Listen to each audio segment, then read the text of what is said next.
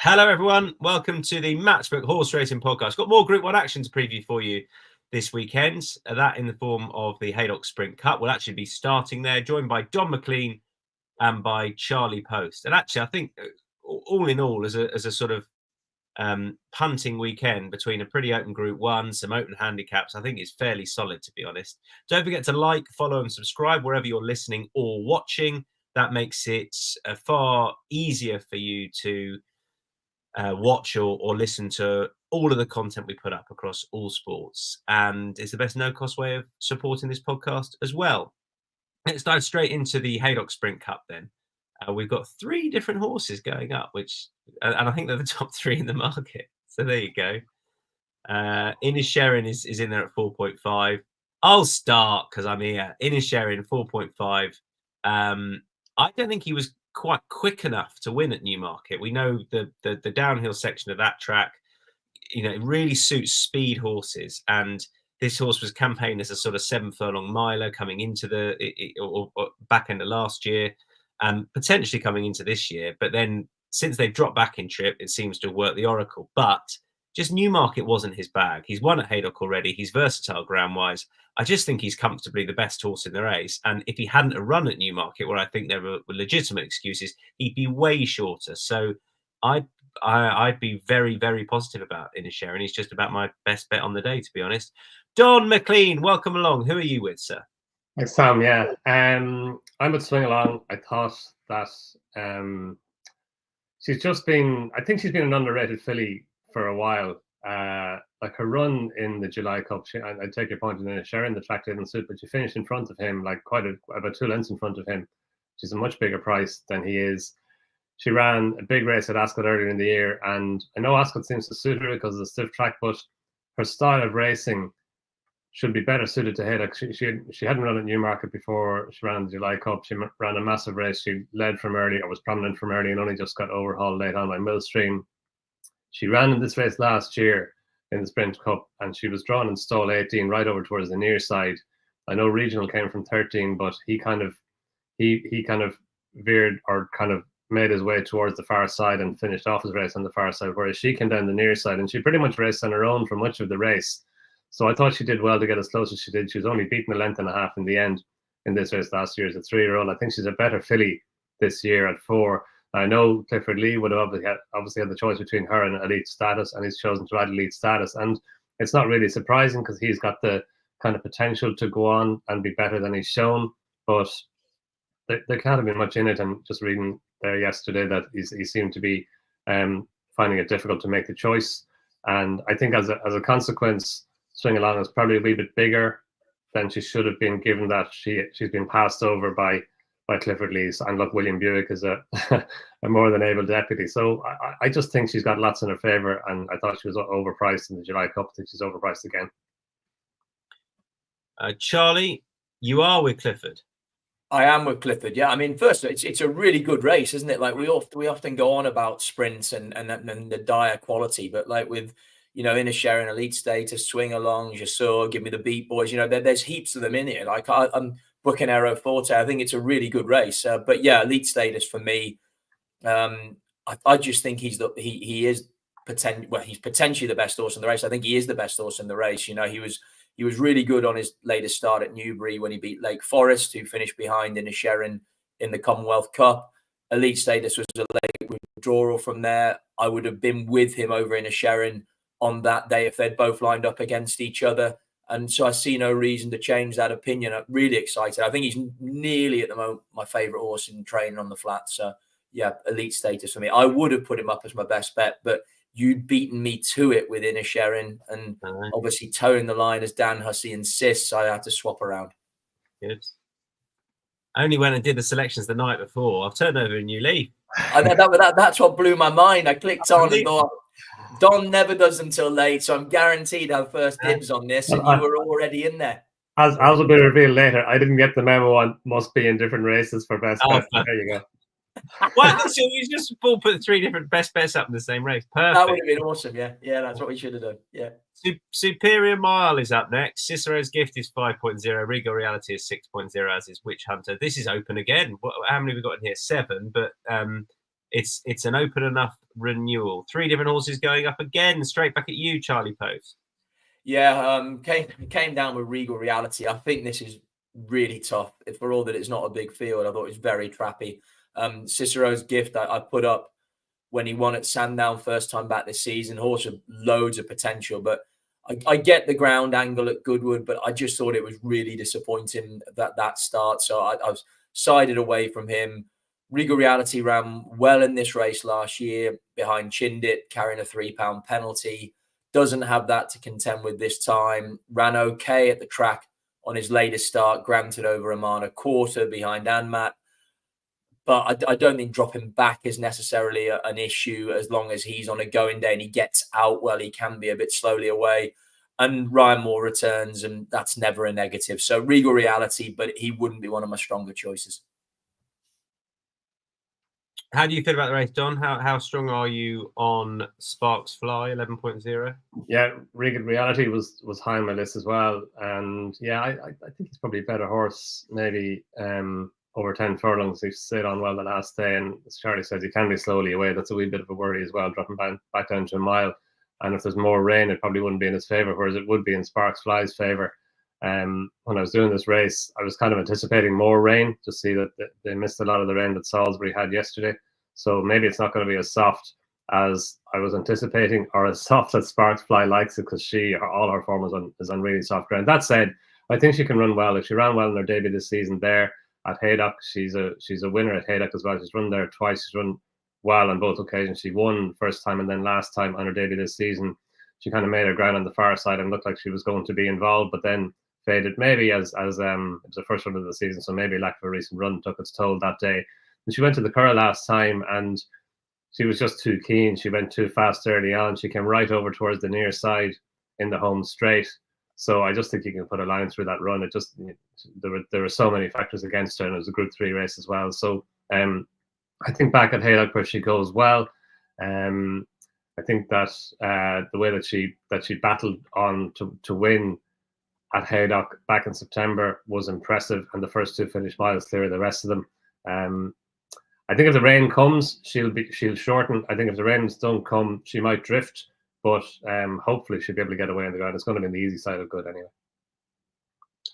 Okay, that's Sparks Fly. I'm with Cicero's Gift. I'm actually with a lot of favourites this weekend. 5.0. I've been largely impressed with him, except for Goodwood last time. That just seemed to be ground. So if that was the excuse, then there's every reason to be positive. Obviously, prior to that, it was sent to 13.0 at Ascot last year. Again, the ground was quicker, but ultimately I think it was probably outclassed. But this is a Group 3. He's definitely capable of this sort of grade. He looked really good on reappearance. He might just be good fresh.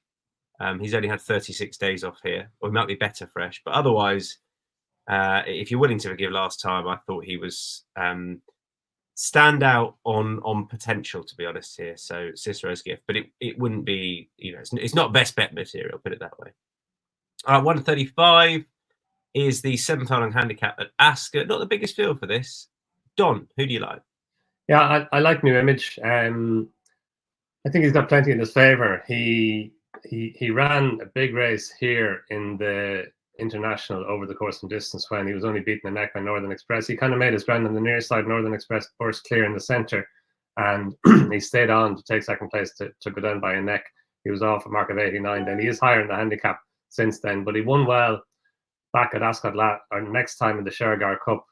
That was over a mile. I think he's probably better over 7. It was on the round mile track that day in the Shergar Cup, and I thought Hayley Turner was very good on him. She just delivered him just to get up and beat Yantani, which was a really good performance. You have to forgive him his run the last day at York, and I'm not sure what it was, because he had run well at York before. He travelled up well, seemed to travel well handy, and then just faded. Maybe the strong pace in that Clipper Logistics race over a mile maybe just found him out stamina-wise, because he was right there until the furlong pole. So I'm hoping the drop back down to 7 furlongs would suit. He's got form and easy ground as well. He goes well on good to soft ground. It might be a bit softer now at Ascot Saturday, but he does have form and easy ground.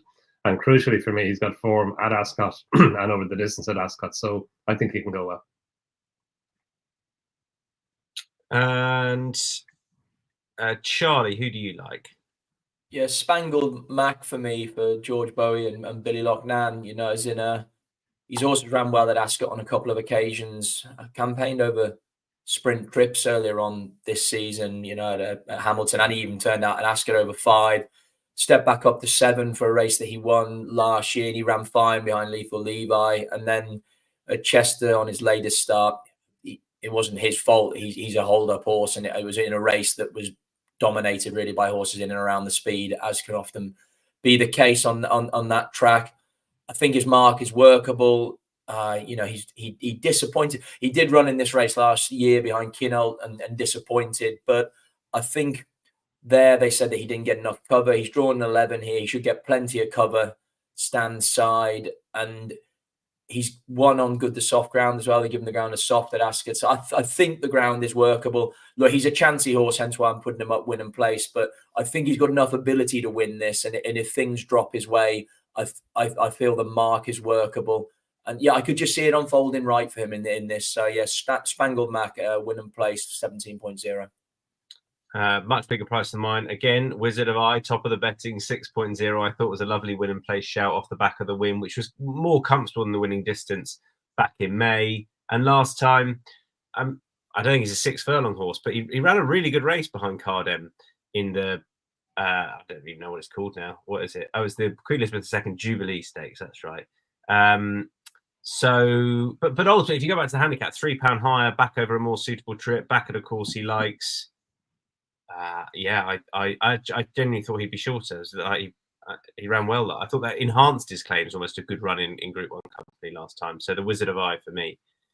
We move on back to Haydock, the 150. This is over a mile 6. 3 different horses. We might even get through the whole day not agreeing on a horse. Except for the September stakes. I'll kick off with Hutchins. I haven't got the race up, but I will and tell you that the visor on for the first time I think is a plus. I think that the trip will really suit the horse off the back of what he did last time. So, I mean, he looked as though he wanted further. The ground would be, I mean, he's won two races on quick ground. It's currently good to soft. It may be near a good come race time because the weather looks pretty fair until then. But I think he will massively appreciate the step up in distance. He's a horse who, you know, last time he sort of raced a bit lazily almost, but the further he went, the better he got. And yeah, I thought there's so much more to come. I also thought Two Bossy for us was interesting, incidentally. 15.0 with cheek pieces on for the first time. I was very tempted by him, but I just went with Hutchins. Donn. Yeah, I think on similar vein to you, Tom, in terms of trip, I think Across Earth is a progressive horse now. He stepped up to 1.6 miles the last day at Yarmouth for the first time, and he stayed on really well. He was prominent from early, and Aulis came and challenged him, but he found plenty when Marco Gianni went for him, and he was going away on the run to the line.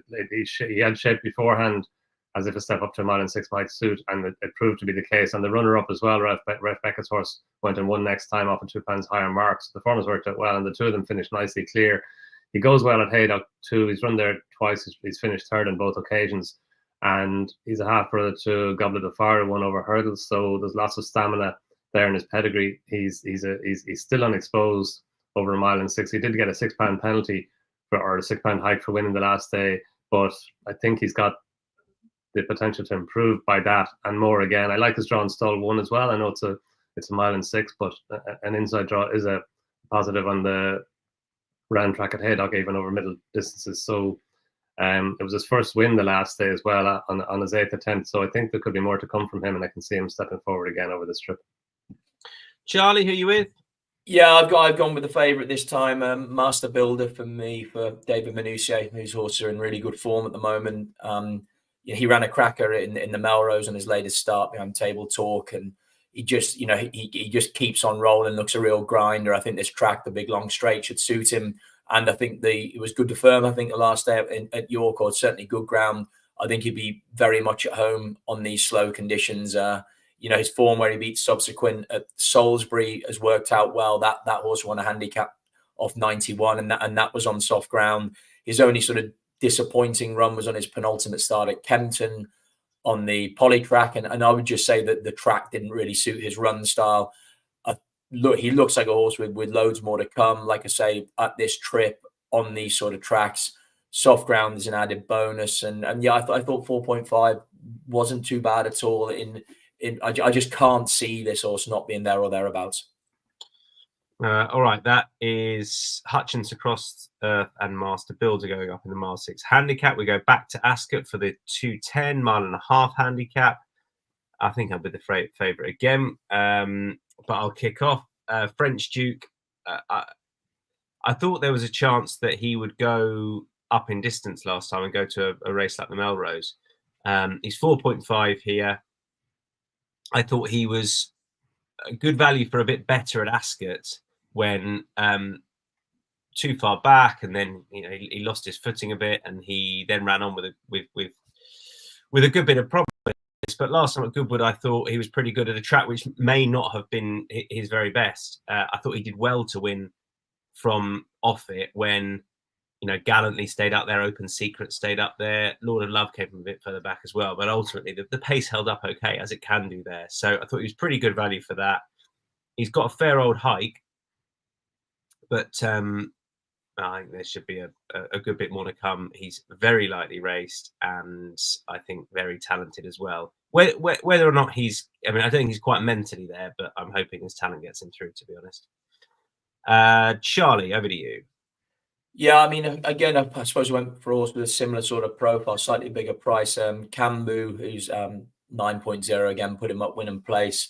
Started off the season running the Derby, then ran in the same Ascot handicap as your selection, Tom. Granted, probably didn't run quite as well behind going the distance, but just in Newcastle on his latest start, I just thought he looked like he turned the corner.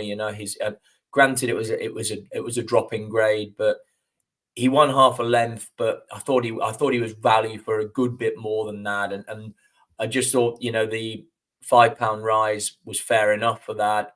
And I thought the mark of 92 on the back of that performance looked workable. And I don't know, just for me, I just thought the ones, I think French Duke has got a lot of talent, but he can race keenly. He benefited from having the hood on at Goodwood. It needs to work again for the second time in around this track that requires more staying. Goodwood Odyssey looked good with the blinkers on first time. You need that to repeat it. And the Reverend had cheek piece on for the first time after disappointing on his latest start. I thought Cambu was fairly solid. I thought he should definitely be running his race. I thought win and place. Yeah, he was a pretty decent bet. Donn, who are you with? Yeah, Goodwood Odyssey. I think he's probably high enough in the market as well, Tom. He's close enough to French Duke at the top of it, but I think he deserves to be there. He's another lightly raced horse.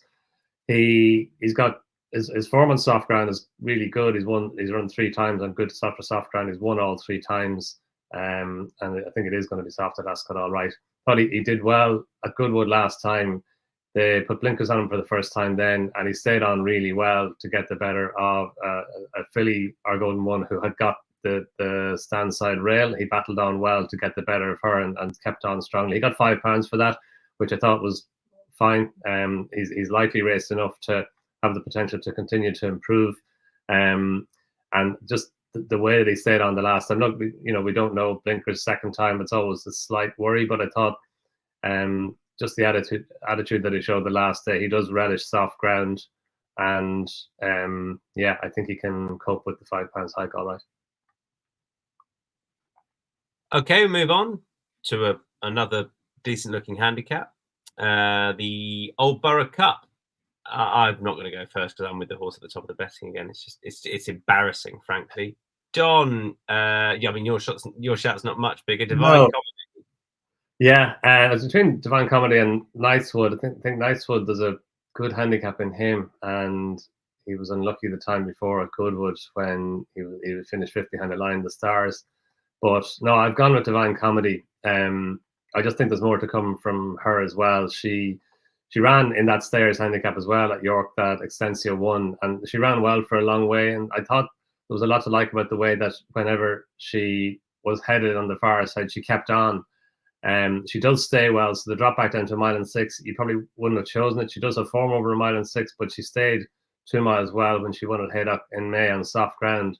And that just kind of swung it to me, the fact that she's got such good form at Haydock. She's run there twice. She's won twice, both on different types of different types of ground types, good to firm and soft ground.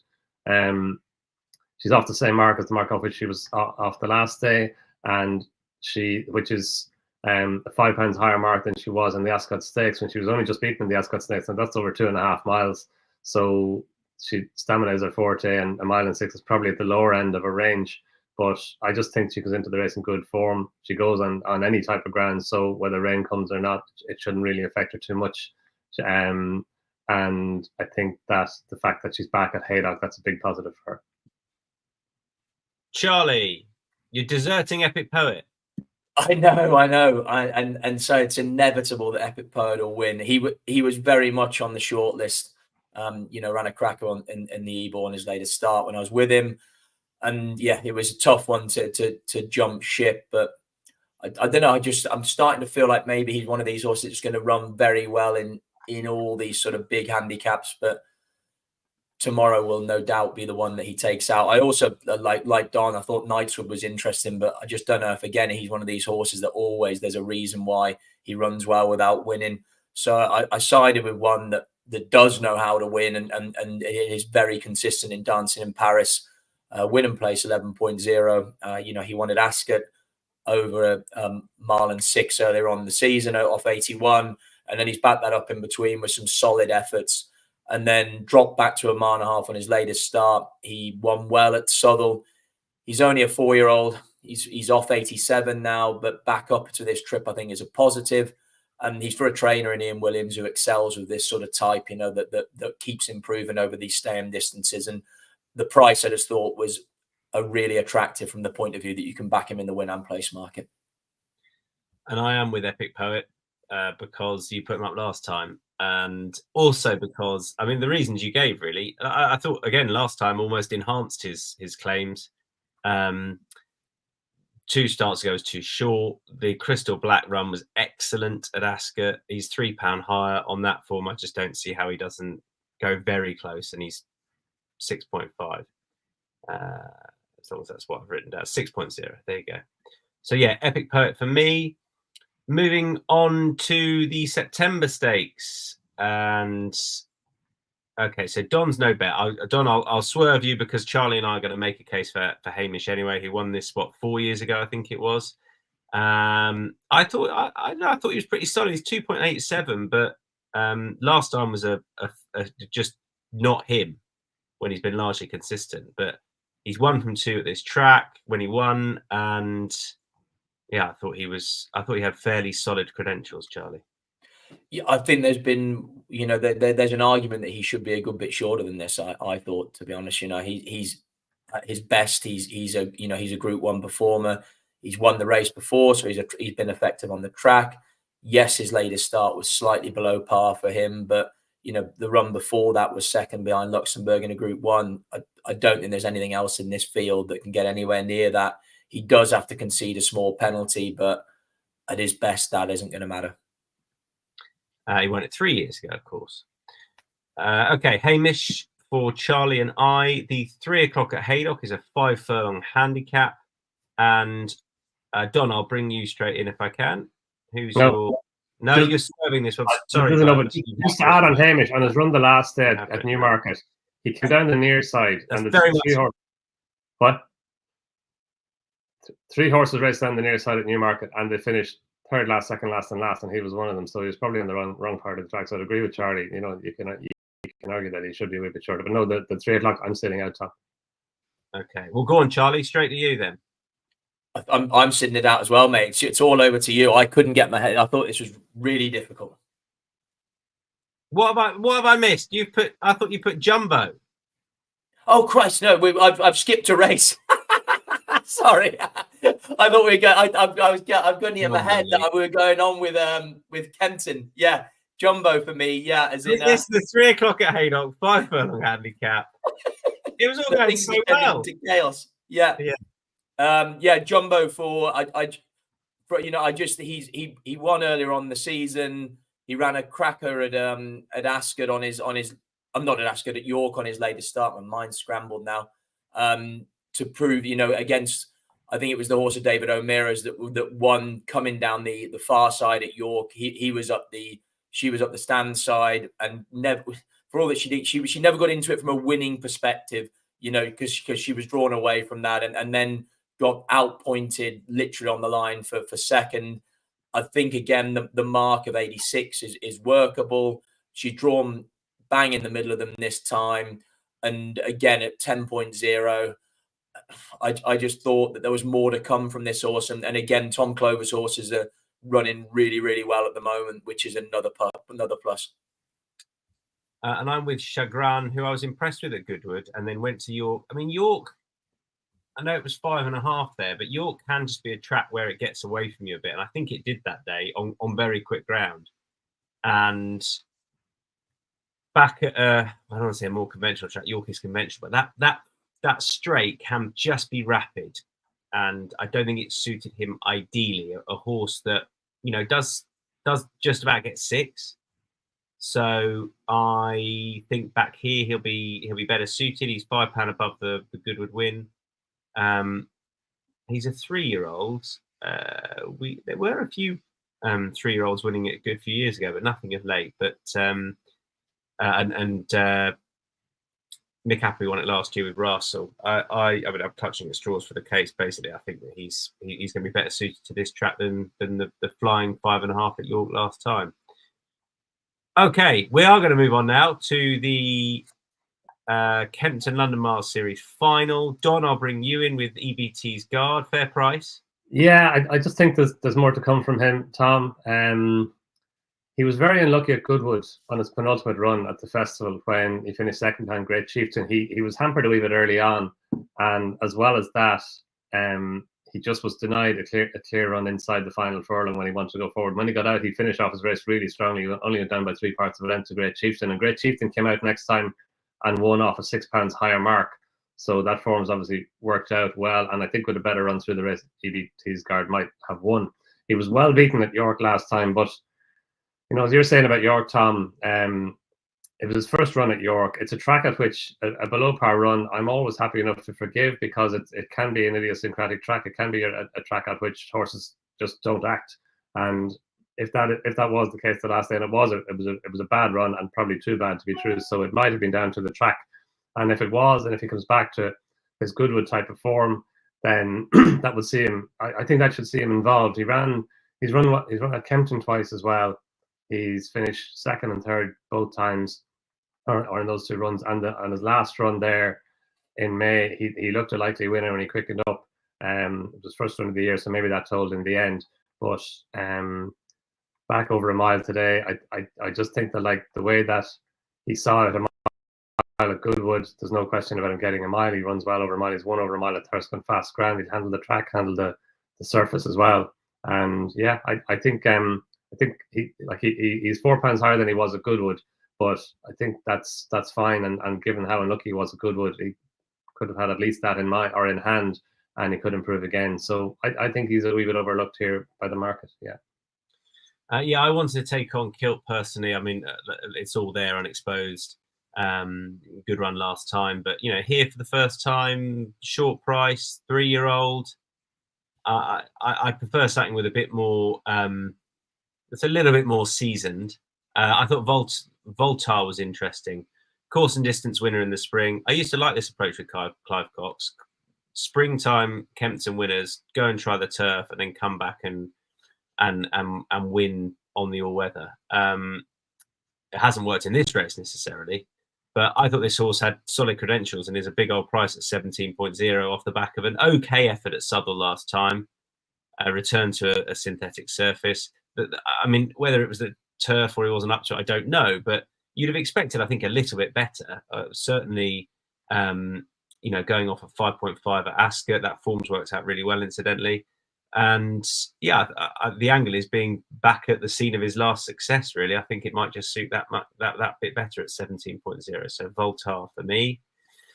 We move on to any other bets. Just me, I think, in the Sarenia Stakes. I thought R Terms was interesting at 17.0. He was absolutely best of those held up at Newmarket in July. And subsequently, I put him in the tracker. He won at 4.5 at Ascot back in trip. That wasn't. It was a fine performance. He then stepped him up into a very hot-looking Acomb. Went off a massive price over 7 furlongs. I think he's more a 6 furlong horse, and this is less competitive than that ridiculously strong Acomb, which was sort of a Group 2 in all but name. And yeah, he's a big old price here. The trip should suit a little bit better, and I thought he was just a bit forgotten. So that's my other bet on the day. I think the only other one we're putting up. Matchbook Zero long shot next. Matchbook Zero goes live at 10 a.m. each day. For a win bet, you're most likely to be getting best odds anyway with Matchbook Exchange, because it's an exchange. But then add in with Matchbook Zero, no margin, no commission, and that chance is further enhanced. So it's well worth checking out from 10 a.m. for a win bet. Mine is Voltaire, who I mentioned in the mile final at Kempton. Donn? Mine is ABC's Guard in the mile final at Kempton. Perfect. Charlie? Mine is in the race that I was desperate not to have a bet in, the 3 o'clock at Haydock with Jumbo. Yeah. Best bets, Inisherin in the Sprint Cup for me. Donn? Swing along in the Sprint. Swing along in the Sprint Cup. Sorry, Tom. Going against it twice. Charlie, I want you to put yours up in the Sprint Cup as well, but it's up to you. Elite status in the Sprint Cup. Yes. Just Dan Hussey pulling his beautiful dark locks out as we speak. Good. Thanks, everyone. I hope we found you plenty of winners. It's a really competitive weekend, and we'll see you again next week. Bye.